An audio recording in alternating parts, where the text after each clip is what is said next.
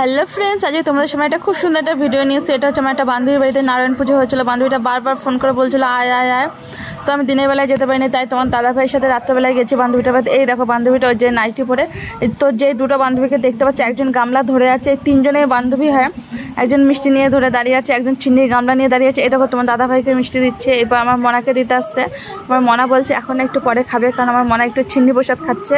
আর এই দেখো বান্ধবীটা দাঁড়িয়ে আছে। এইবার দেখো এই দেখো আমি ফল খাচ্ছি, তাই ভাবলাম তোমাদের একটু দেখিয়ে দিই। তো এতবার রিকোয়েস্ট করেছে, কতবার যে ফোন করেছে, তার জন্য আমি গেছি। ঠিক আছে, আমি ওকে আগেই বলেছিলাম যে ঠিক আছে আমি চলে যাবো, কিন্তু আমার যেতে লেট হবে বলে তোমার দাদা ভাই আমি একসাথেই গেছি।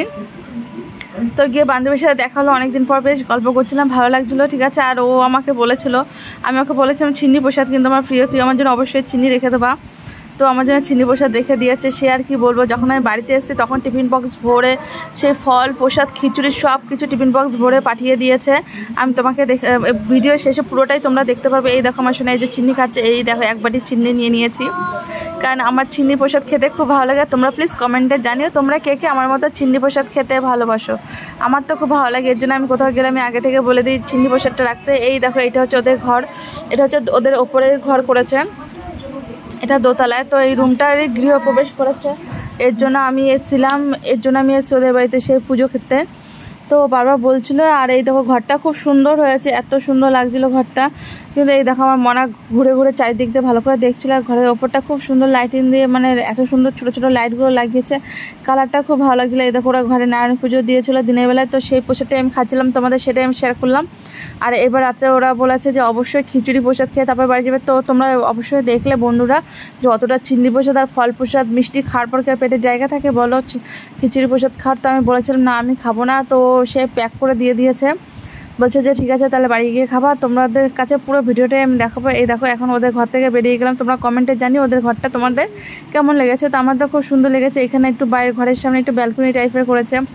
তোমরা আমার যে বান্ধবীরা ওর বাড়িতে আসুনি, তোমরা প্লিজ এই সেই ভিডিওটা দেখলে পরে বুঝতে পারবে মমতার ঘরটা কেমন হয়েছে, খুব সুন্দর হয়েছে। আর সিঁড়িগুলো একটু খাড়া খাড়া হয়েছে, তো ঠিক আছে। এই দেখো এখন আমরা ওপর থেকে নিচে নেমে যাচ্ছি। আর তোমাদের বললাম যে এই চিনির গামলাটা, প্রসাদের গামলাটা যে ধরেছিল সে একটা বান্ধবী, ওই দেখো ওই বান্ধবীটা আমার আগেই এসেছিলো, অনেক আগেই। তো এখন বেরিয়ে যাবে, ও এখন খিচুড়ি তরকারি খেয়ে নিচ্ছে।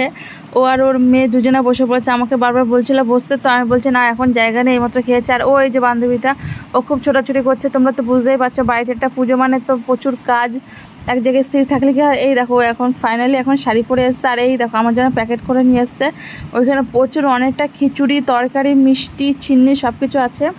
আর তোমরা অবশ্যই কমেন্টে জানিয়ে আমার ভিডিওটা কেমন লাগলো। আমি ওকে বলেছি, এই দেখো তখন খুব হাসাহাসি হচ্ছিলো, কারণ এমনিতেও আমার জন্য প্যাক করে নিয়ে এসে। আর এদিকে আমি ভিডিও করছি, আমাকে বলছে আজকে এসে পুরো ভিডিওটাই তুই করছিস। আমি বলছি হ্যাঁ পুরো ভিডিওটা এবার ছাড়বো, দেখাবো তোমাদের। ঠিক আছে বন্ধুরা, ভিডিওটা এখানেই শেষ করছি, টাটা।